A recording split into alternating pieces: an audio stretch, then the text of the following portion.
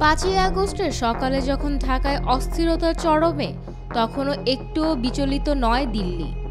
শেখ হাসিনার রাজনৈতিক দক্ষতা ও টিকে থাকার ক্ষমতার ওপর ছিল তাদের অগাধ আস্থা।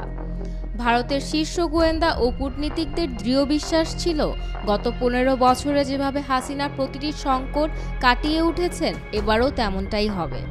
হুমকি ছিল স্পষ্ট, পরিস্থিতি উত্তপ্ত, তবুও দক্ষিণ এশিয়ায় নিজেদের সবচেয়ে নির্ভরযোগ্য মিত্রের পাশ থেকে এক চুলো সরে আসেনি ভারত।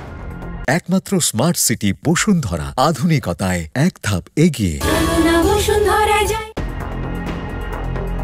5ই আগস্ট যখন বাংলাদেশ জুড়ে ইতিহাস গড়া উদযাপন চলছিল, ঠিক তখনই ভারতের নীতি নির্ধারকদের জন্য তা হয়ে ওঠে ভাবনার একটি গুরুত্বপূর্ণ মুহূর্ত। সীমান্তের ওপারে যে ঘটনাগুলো ঘটছিল, তার প্রভাব শুধু বাংলাদেশের মধ্যে সীমাবদ্ধ নয়, সেগুলোর ঢেউ আছড়ে পড়তে পারে গোটা দক্ষিণ এশিয়ার ভূরাজনীতিতে।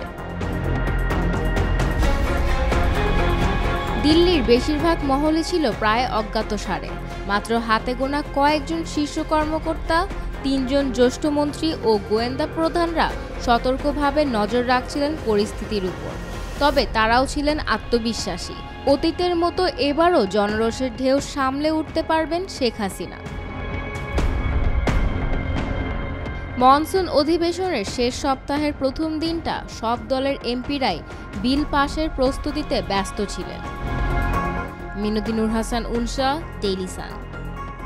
For more updates, follow us on Facebook, subscribe our YouTube channel, get the latest update on www.daily-sun.com.